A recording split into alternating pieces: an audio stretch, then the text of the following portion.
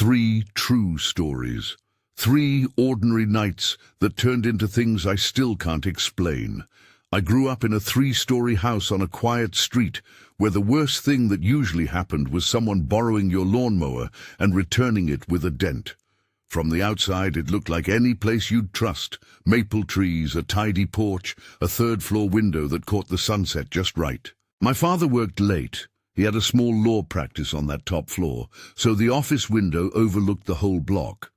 When you live somewhere long enough, you assume the rhythm of it will protect you.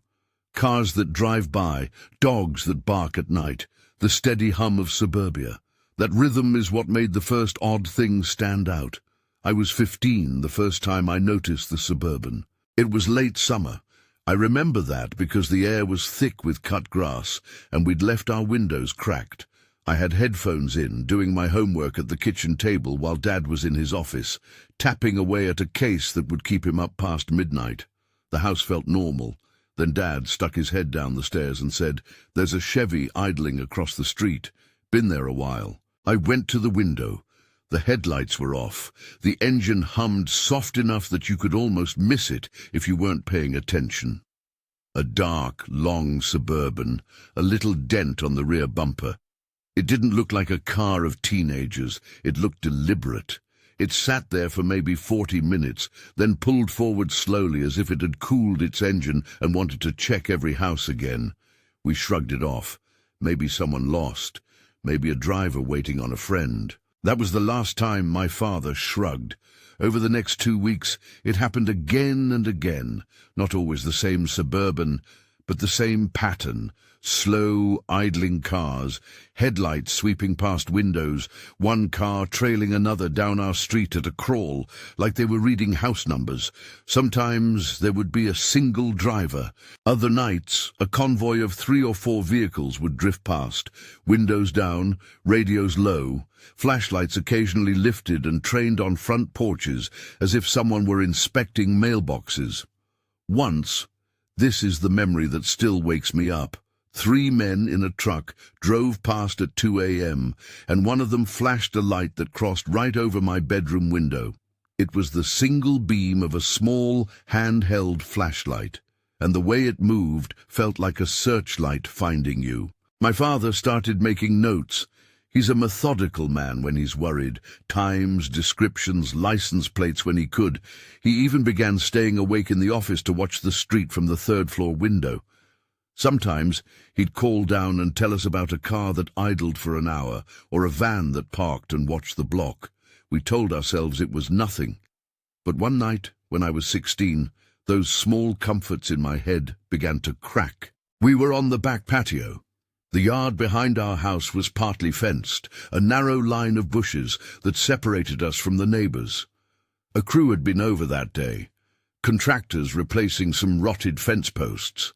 At dusk they left early, tools in their vans, radios playing country songs. We did what people do. We baked in the last of summer sun, drank beers, and complained about the heat. I noticed later my father was quieter than usual. He kept getting up and staring over the hedges to the street.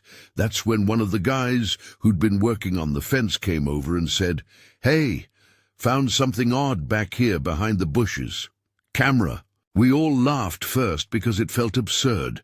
Who hides a camera in a suburban hedgerow? But then the contractor held up a tiny black cylinder, maybe 1.5 inches across, with a glass lens the size of a pinhole and a thin, grime-covered cable trailing from it.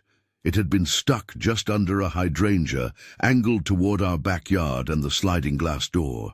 Not toward the street, toward us. The contractor said he'd seen the cable running toward a gap in the fence and assumed it was part of an old security system, until he saw the fresh dirt and the way the twig had been snapped to hide the device. We were careful with words. We called the police. They took it. They filled out a report. They asked a few questions, but they were cautious. They told us these things happen. Sometimes people install cameras for reasons that aren't criminal. Sometimes it's a neighbor's kid playing with tech. They dusted it for prints. They took photographs. We never saw what came of that evidence. The detective said it would be part of an open case. That phrase, open case, sits in my mind as something official and also unbearably vague. After that, our house felt watched in a way we couldn't unsee. The driveway lights got motion sensors. My father bought a set of outdoor cameras and had them installed overlooking the street and the backyard. The installers ran wires through our attic like new veins. There were motion notifications on our phones. We talked about pursuing legal action. We tried to be practical. But at night, I would sometimes wake with the image of a tiny lens peeking through the hydrangea leaves, like an insect eye watching me sleep. The flashlight convoys kept coming for months. At first, there was panic and anger. Calls to the police, neighbors talking over the fences. People suspected kids with too much time, bored adults, pranksters. We suspected more. Some nights, cars would loop the cul-de-sac as if checking house numbers. Other nights, a car would stop under our streetlight and one person would stand there, scanning the row of houses. Once a driver slowed down, rolled down the window, and stared directly at our house for a long minute before driving on. You could feel his attention like a hand on your shoulder. One of the most unnerving parts was how normal everything else remained.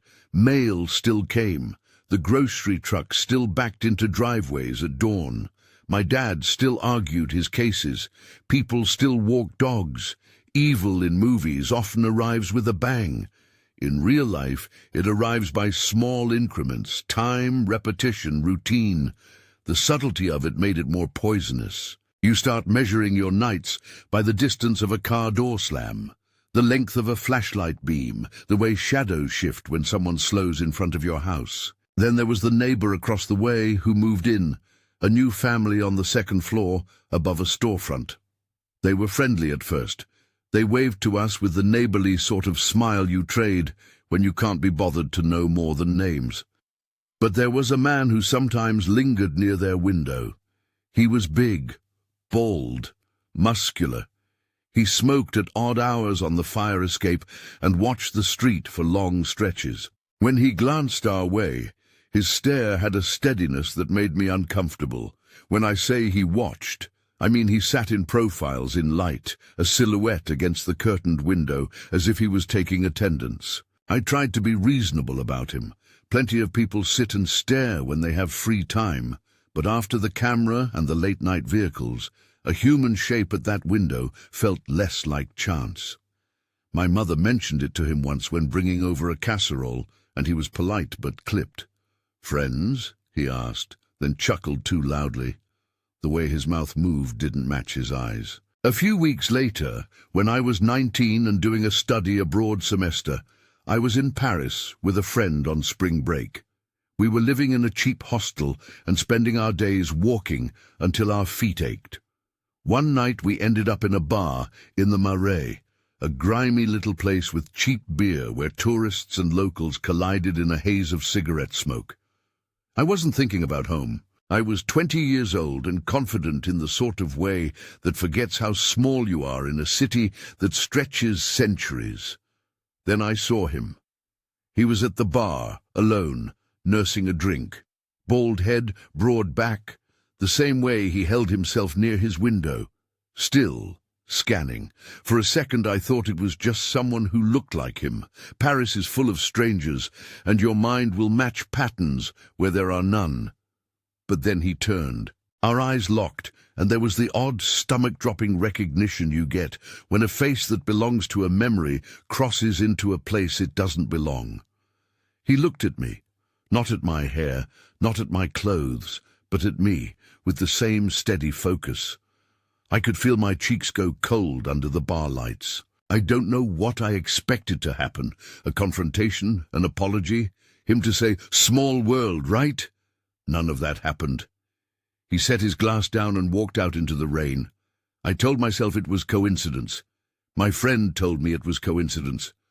I told my father when I got back, and he raised an eyebrow and said nothing for a while. That silence felt heavier than accusation. The thing about patterns is that they grow teeth when they repeat across time and distance. It's one thing to be watched on your street. It's another to see the same type of gaze halfway across the ocean and have no reasonable explanation. It doesn't prove anything. It only compounds unease. We took more measures at home. Upgraded cameras, motion sensor lights, a security system that chirped at odd hours when we forgot to set it. The police logged our calls. They came when the Suburbans idled. They wrote things down. I can't say any arrest ever came from our reports. The detective who handled our case would tell us what he could. It's hard to prove intent, he said. Cameras without footage are tricky. Cars that don't stop in front of a house are tricky. People are tricky. I learned the bureaucratic language of worry. The way officials must couch fear in paperwork. Living in that house changed me. When I came home, I would check car doors as if they might be tools of some quiet inquisition. I would walk the perimeter of our yard at night to see if anything had been disturbed. Simple acts, letting someone in, leaning against a railing, sleeping with the window partly open, acquired a cost. Trust eroded day by day, like paint flaking under a weathered porch. But perhaps the most corrosive thing was the way the neighborhood reacted. Some neighbors called us dramatic. Others were openly suspicious, but too scared to say anything. There were murmurs about teenagers with cheap gadgets, stories meant to soothe. Kids, a prank, nothing more. My father spoke to the homeowners association. There were meetings. People nodded and handed out suggestions for better lighting and community watch signs. The cameras made some people feel safer, but they also made everyone aware they might be watched in return. It's a strange trade. We paid for the illusion that we were in control, and in doing so accepted a new type of visibility. When the contractors discovered the camera, we could see the way my mother's face changed. Practical, shaking her head, calling the police. But there was also an old fear in her eyes, something I'd seen in other small crises, a tendency to minimize the irrational knowledge that the world might be less safe than you believed. She never wanted to make a scene. My father wanted paperwork. I wanted answers. There were other signs. An unfamiliar car idling at the end of the block one December evening when we had no guests, a flash of a flashlight passing the living room blinds in the middle of a Tuesday, an envelope left on our porch with no return address that smelled faintly of cigarettes and wood smoke. Once, in the fall, someone keyed our mailbox. Small acts that were both petty and deeply invasive. You can live with petty invasions if there's a reason, political disagreement, a messy landlord dispute, but these felt purposeless and personal. We learned to notice the little things. The pattern was never visceral in any single instance. It was cumulative. The CCTV footage that came back from our system sometimes showed nothing. Empty street at 2 a.m., and then a single frame of a taillight a block over. Other nights it showed too much. Silhouettes crossing our lawn, clusters of people lingering where no one should be. We never had the footage that captured their faces clearly enough. A lens wobble, a glare, a hood, always something to muddy identity. When the police asked, "Were you sure?" the question was less about the event and more about whether we could convince anyone else it had happened. A lot of people imagine that being watched is like a spotlight. In truth, it's usually a soft tracking, eyes that learn the fissures of your life. I started to notice patterns in my daily moves. Where I would park, what side of the street I would take to the car, the route I would choose to avoid a porch light that might shadow a face. Friends joked about my paranoia. Some left without explanation. It's strange how these things push you into choices, small compromises that feel over time like a loss of freedom. We never found out who planted the camera. We never identified the drivers who circled the block. And yet the bald man, the neighbor, showed a kind of persistence in his own way. Seeing him in Paris was a fracture in the comfortable narrative we were taught about randomness. We can write off a single coincidence, but coincidence that follows you has a nasty way of becoming pattern. if you allow it to. If you've ever found something like a hidden camera on your property or felt as if someone was counting your nights, tell me in the comments. I want to know if anyone else ever felt that slow grinding of attention that doesn't announce itself loudly, but wears you down. If you think that's unsettling, wait until you hear what happened to me alone in the woods.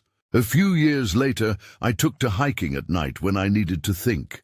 It was a habit born of loneliness and a stupid confidence that danger prefers daylight. I'd hike trails near a ridge outside town where the lights faded and the city became a smear of sodium and distant horns. I was 23, restless, trying to get my head straight between relationships and jobs and the aftermath of a few years that felt punctuated by the things I'd seen on my street. Night hiking helped because it forced you to stay present. Every footfall mattered, every snapped branch suggested a living thing. The night I'm about to tell you about was thick with fog. It came on like a blanket that muffled sound and swallowed distance. I could see maybe 20 feet ahead of me, enough to keep moving, but not enough to know if someone stood on the ridge above, silhouetted by a flashlight. I had music in my ears at first, the kind of low, pulsing playlist you use to keep pace on a trail. At some point, I took the headphones out. I wanted the trail to sound like itself, not like a curated soundtrack. The smell hit me first. Not the usual wet earth musk, but something sharper, layered, perfume, like a floral note that didn't match anything I'd smelled on the trail before, and under it the tang of a recent campfire, charred wood and marshmallows maybe. There was also a green herb scent that tugged at a childhood memory, rosemary maybe, or the kind of sage my grandmother used for stews. Those smells clung together strange, and I remember thinking, why would someone bring rosemary into the woods at night? Then I saw the beam. It was sweeping along the ridge above, thin and practiced, like someone training it slowly over branches and rocks. It wasn't aimed at me, exactly. It was moving as if the person holding it was methodically checking the trail. Light left, light right, light left again. I stopped. In the fog, the beam became a rod of dull white, cutting through the haze. It felt like a search, although maybe it was someone hiking with a flashlight. But the sound, the occasional whistle, was deliberate. Not a tune, but a short, low whistle with a cadence like someone counting. Once it sounded like the whistle carried from a ridge and then far away, as if whoever made it had paused and then moved on. At the overlook, there was a small stone sculpture perched on a flat boulder. Someone's carved little cairn, a smooth face someone had left facing out toward the valley. I'd passed that sculpture a dozen times in daylight and never felt anything.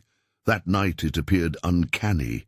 The figure's eyes, weathered, cracked, seemed to watch the trail in a way they hadn't before. I knelt to touch the stone because it felt human-made, and my fingers met damp moss. Then I heard a footstep above me. Not the rustle of animals, but a controlled descent. 1 foot, slow, deliberate, hitting a rock, then silence.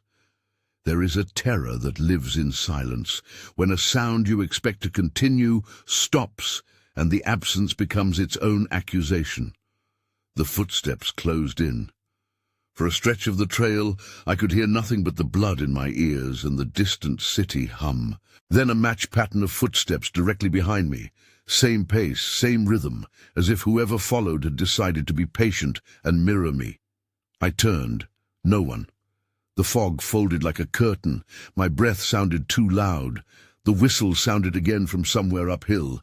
Then something crashed in the underbrush. Not a careful step, but a stumble, and then the hitting of brush as if someone lunged and then changed direction. My heart pulsed in my throat. I thought about waiting it out. I thought about calling someone. I thought about the cameras at home, and felt foolish for not being at least a little brave. I began to walk faster, keeping my eyes on the path, the beam from my own pocket flashlight small and necessary. Every crunch underfoot sounded like an announcement. For a mile the sound of footsteps followed, a companion made of thuds and breaks and the occasional twig snap. When I looked back, The fog remained a wall. Sometimes I would glimpse a darker shape 20 yards behind that seemed to stop when I stopped. Once something whistled right off key, as if trying to get my rhythm back. At one point, there was a small campfire smell again. Char mixed with the pulse of something floral, then the distinct note of someone's lighter clicking far off like a sound effect. I put my hand on the handle of my pocket knife more as an anchor for my mind than because I expected to use it. There's a slippery slope between rational precaution and circling the drain of paranoia. I repeated to myself the hymns of rationality. People hike at night because they like it. Maybe a group had a late picnic, maybe hunters. But the matched footsteps, the carved stone facing outward, the whistle that lingered, those things didn't fit neatly into a comfortable explanation. Just when the trail forked and I told myself I'd get to the car in 15 minutes if I pushed through, the footsteps accelerated. They weren't just matching me, they were closing. The sound went from companionable to aggressive. 3 or 4 rapid thuds, then a silence that felt like someone holding their breath. I ran. My legs were sudden again, muscles on fire, breath heaving. Behind me, something crashed through the brush, close enough that I could hear the scrape of clothing, a snap of branches. A scream stuck somewhere in my chest. I got to the clearing where I'd left my car. The headlights were dim, the fog swallowing light like a sponge. I slammed the car door, locked it, and sat there for a long time with the engine running, fingers white on the steering wheel. I wanted to believe whoever followed me was someone foolish and lost, maybe a prankster, maybe neighborhood kids. But the attention was intentional. It had a patience that made it worse. I drove home with no headlights on for a little while, letting the rural road guide me by memory. At home, the house felt the way it had the year we found the camera, tense, awake, full of small noises. Days passed. I stopped going if the trail forecast called for fog. Months went by before I returned to any of those trails.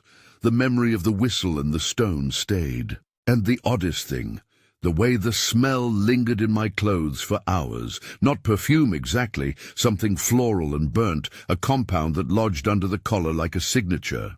When I told a ranger, he listened politely and wrote down the location. He said there had been complaints, people hearing noises, equipment gone missing from a few campsites.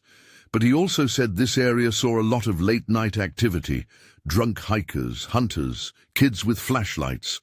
Again, the same bureaucratic language that reduces fear to statistics. I never saw a face in the fog. I never saw the hands that might have held the flashlight, or the teeth that might have shown in a smile. But sometimes I wake at night and I can hear that whistle as if it were outside my window, patient, waiting for me to step out into a trail I used to love. And just when I thought people were the worst of it, the next thing taught me that silence can be worse. We will stop here for now. Aunt Lucy's apartment was the kind of place that kept the past in its plaster. Dark stairwell, a smell of old roses and floor polish. Narrow hallways that sighed when you stepped on them. My parents were splitting up that year.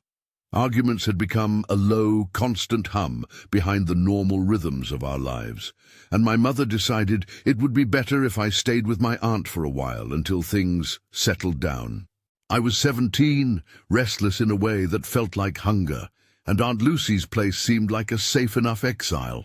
A tall Victorian building on the edge of town, all bay windows and carved cornices, 2 long flights of stairs up to an apartment that had once been grand.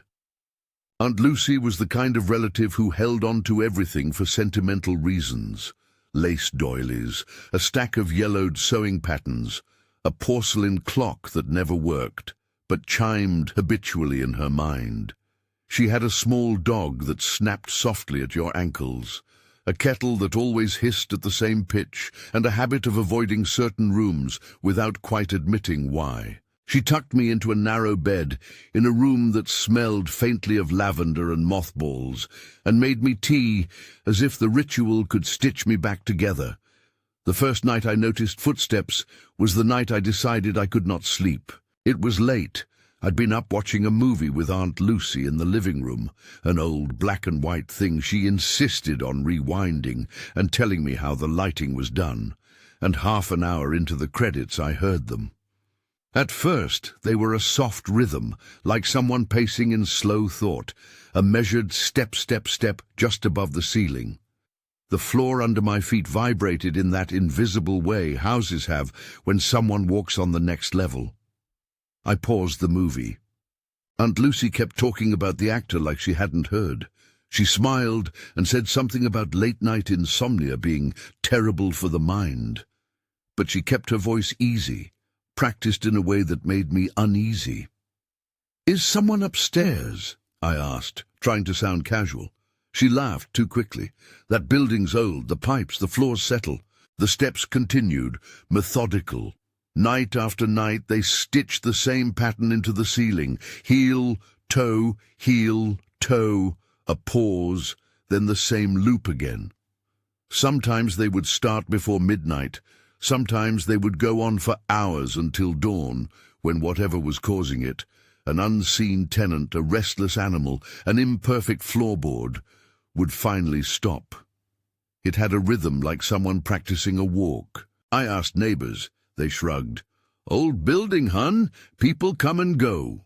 Aunt Lucy insisted the upstairs unit had been empty for years. She called it a vacant flat, the way you might call a wound healed without checking the scar.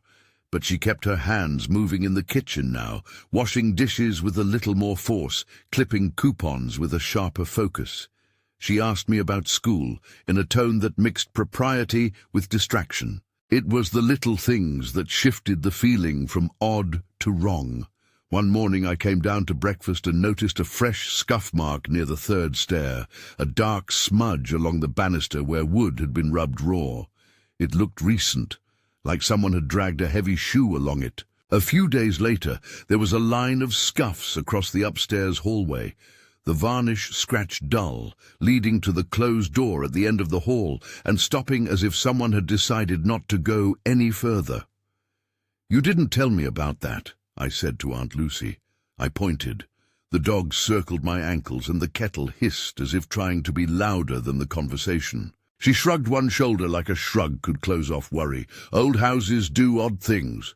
People forget to sweep. Cats scratch." "There's no cat up there," I interrupted. The statement came out sharper than I intended. Her eyes flicked away. "It's nothing, dear. Don't make a fuss." That phrase, "don't make a fuss," would become a kind of lock on the subject. The first time I pressed her harder, she folded like a map being closed. "Family things are sensitive," she said. "They can get around. Best to leave them be." I was stubborn and young in that way that thinks honesty always clears the air.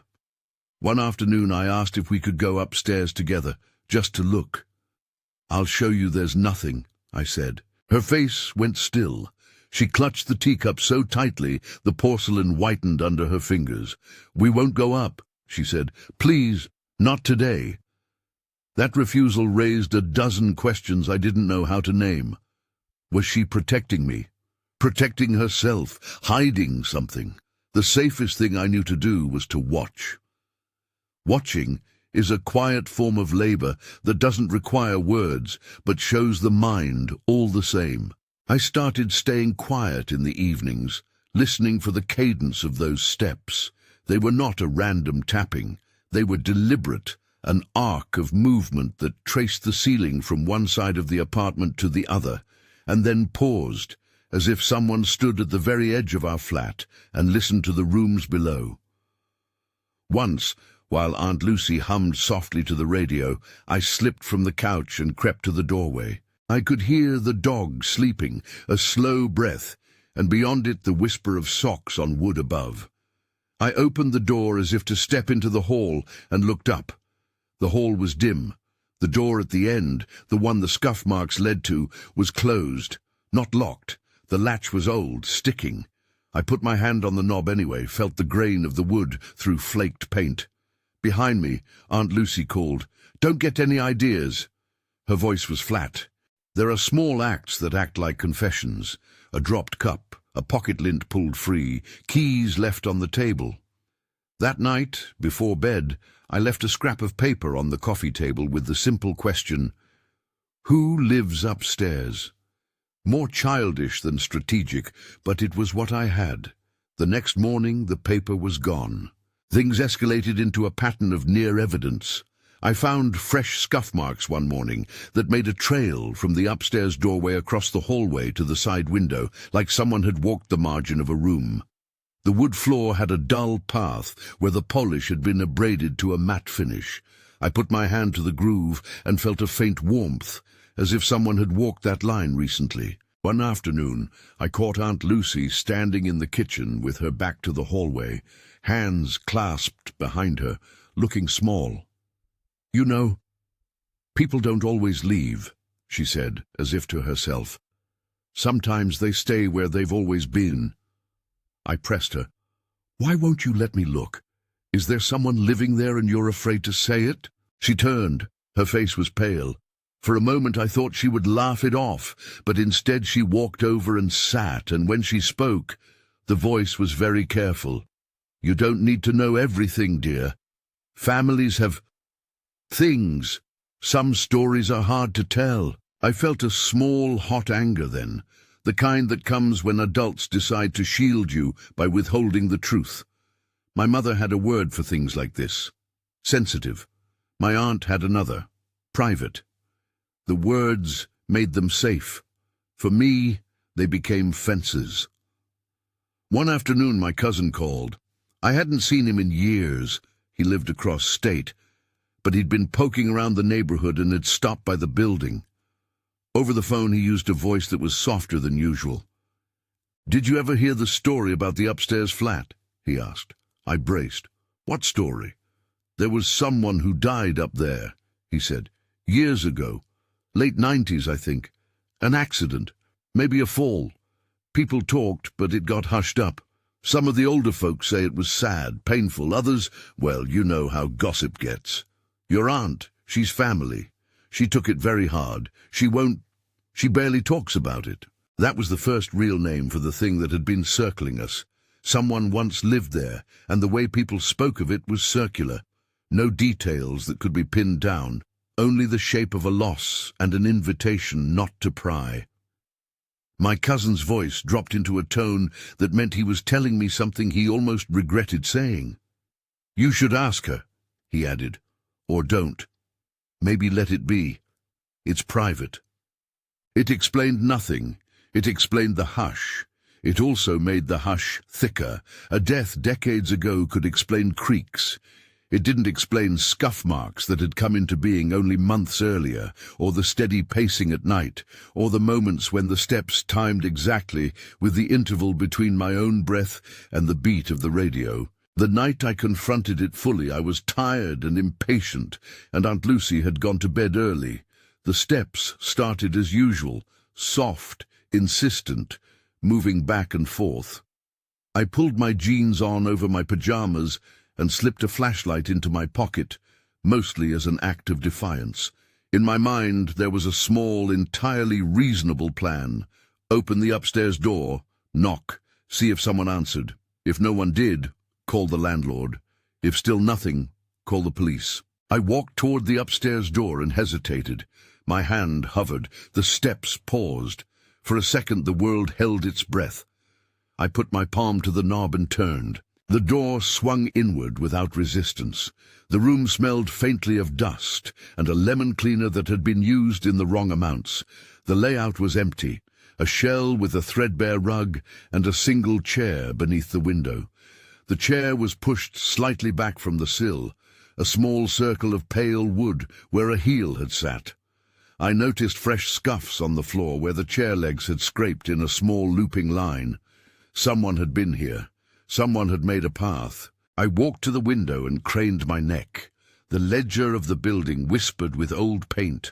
The window looked out over the street like a careful eye, and someone had left the faint ghost of a footprint in the dust on the sill, as if they had been leaning there recently.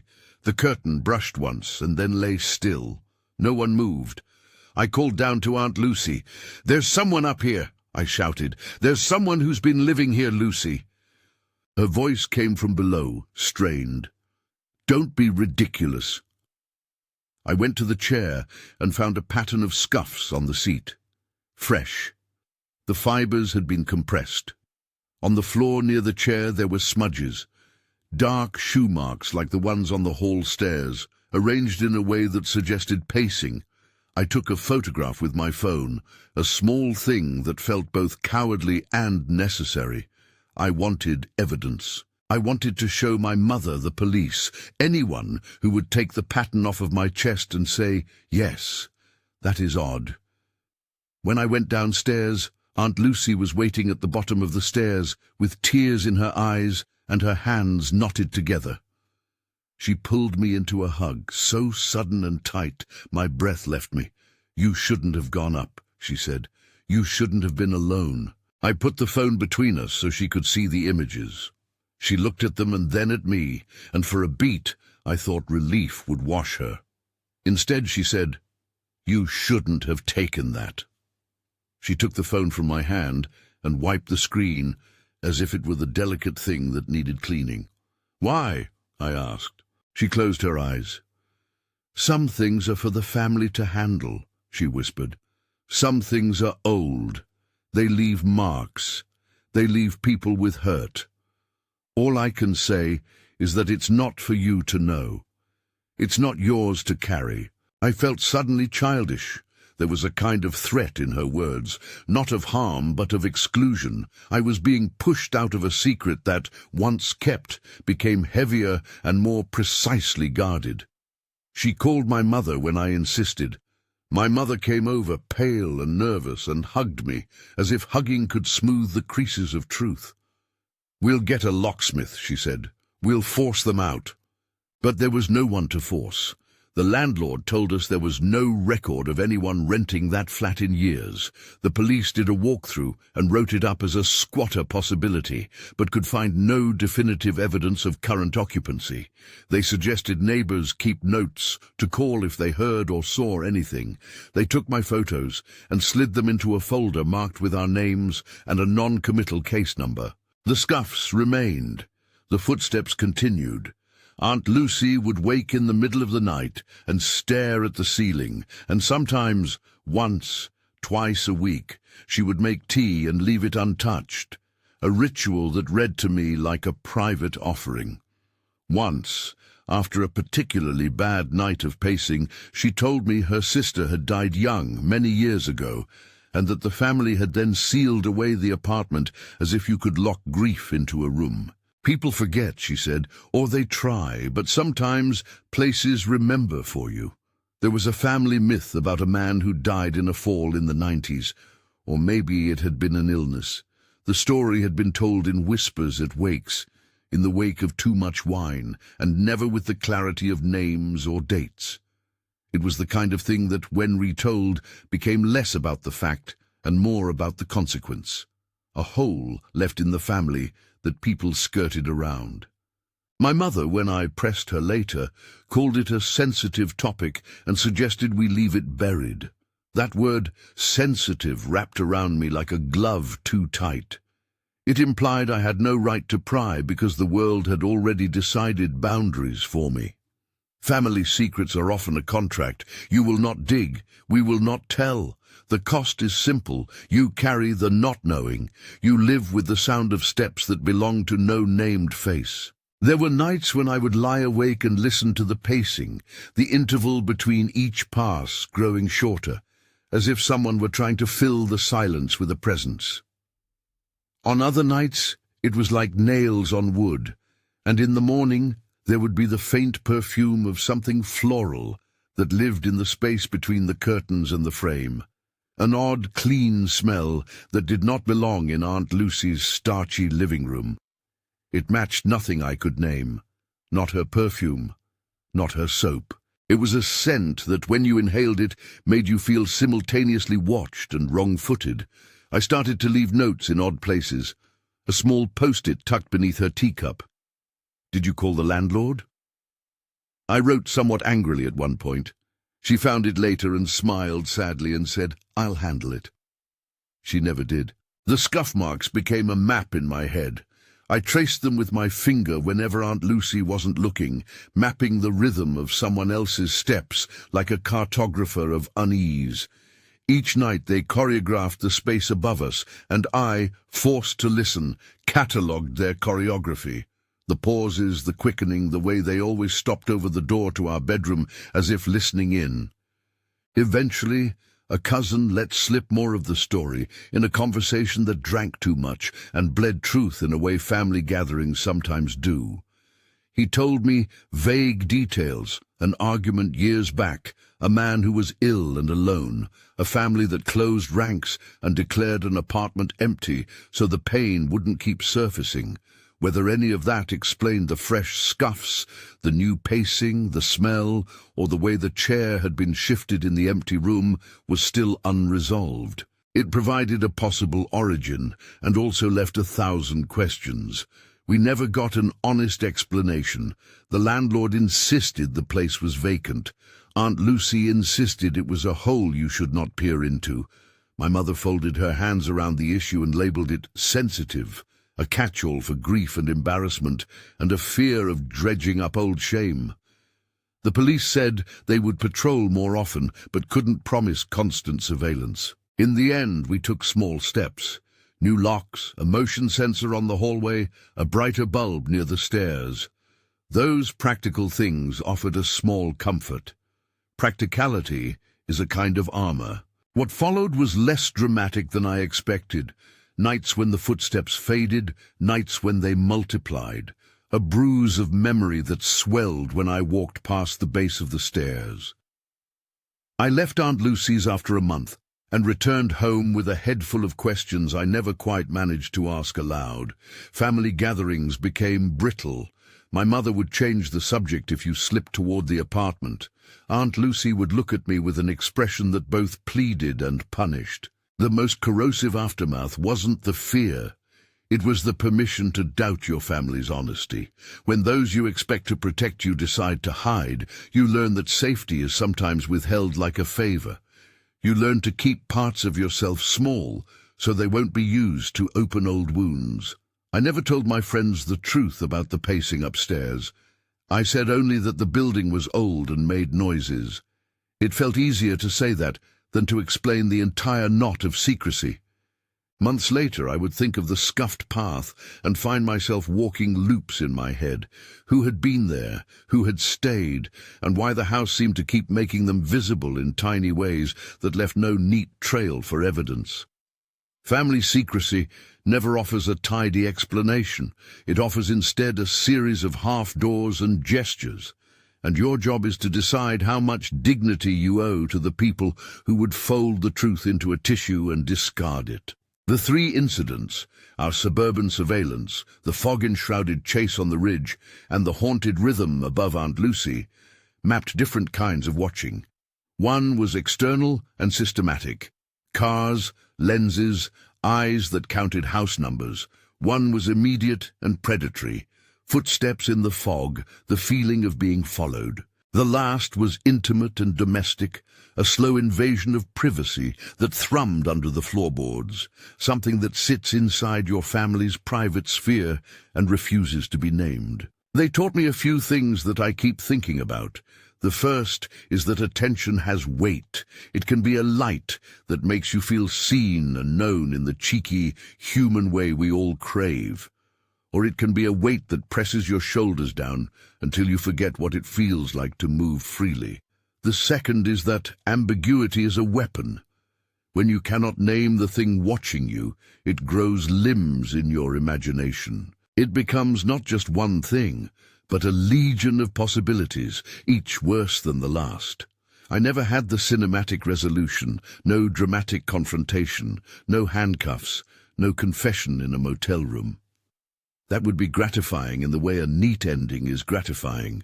Real life afforded a murkier finish. Sometimes the cars stopped coming, sometimes the flashlight beams became less frequent, sometimes the fog cleared without revealing a face. Sometimes the footsteps above Aunt Lucy's ceased for a time, and then returned with the same indifferent persistence as the tide.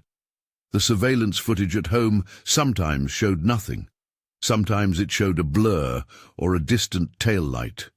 Evidence existed in fragments, in a police report that said "open case" in scuff marks that might as well have been the signature of a presence. What stayed with me was the way ordinary places changed. The street lost its lullaby, trails lost their solitude, a family apartment kept secrets in the grain of its floors. Where I had once felt small worries, now I had a low burner dread. Sometimes it flared into panic, running for my car, fingers fumbling for keys. Sometimes it settled into a chronic vigilance, checking windows, noticing headlights, measuring footsteps. The cost was subtle but real, a quieter life, decisions made with a background hum of suspicion. People often ask if they should try to prove something, to press, to demand answers. I won't tell you what to do. For my family, we called the police, bought cameras, and replaced locks. We tried to take practical steps. We also retreated into rituals of silence that protected certain reputations at the cost of leaving others unprotected. If you ever find yourself in a similar position, discovering evidence that you're being watched, document what you can, inform authorities if it feels appropriate, and rely on people you trust. There is no single right course. There is only the act of trying to protect yourself while keeping your own sense of perspective. So why tell these 3 stories together? Because they taught me that being watched is not always a single event. It's a condition you can live inside of. It reshapes decisions, tiny and large. It teaches you to judge who you bring into your circle. It makes you more wary of late-night walks and more likely to notice minor disturbances that would otherwise pass as quirks of old houses or bad timing. I still check my car at night. I still flinch a little if a flashlight beam crosses my window at an odd hour. I sometimes imagine back to that lens in the hydrangea, the beam in the Mare bar, the whistle in the fog, and the pacing above Aunt Lucy's ceiling. None of these moments prove anything neat. None of them offer the comfort of clarity. They offer instead the patient knowledge that attention can be invasive, and that sometimes the people who could explain the smallest details choose instead to keep them secret. If any of this sounds familiar, if you've ever found a hidden camera, felt like a car was watching your house, heard steps pacing the ceiling over a childhood room, I'd like to hear about it. Share in the comments. Tell me what happened. There's a strange comfort in collecting stories. It reminds you that you're not the only one who's been made to feel small by the gaze of someone else. I don't sleep as well as I used to. Maybe that's the price of awareness. Maybe it's a rational response to real patterns. Either way, when I lie awake now and hear a distant city siren or a footstep in a building that should be quiet, I hold on to a simple litany. Note the time, record what you can, and trust your instincts. You don't have to be brave in the dramatic sense. Small acts, calling a friend, changing a lock, taking a photo, are brave enough. 3 nights, 3 kinds of watching. No tidy endings. Just the ongoing fact that ordinary spaces can hold dangers we don't expect, and that secrecy, whether maintained by strangers or family, has a way of making you doubt the world you move through. If you liked these stories and want more, hit subscribe and like the video. And if you have your own true late-night memory, something that made the hairs on your arms stand up, send it in. I read everything. Some nights the submissions are the only thing that keeps me from feeling alone with the quiet.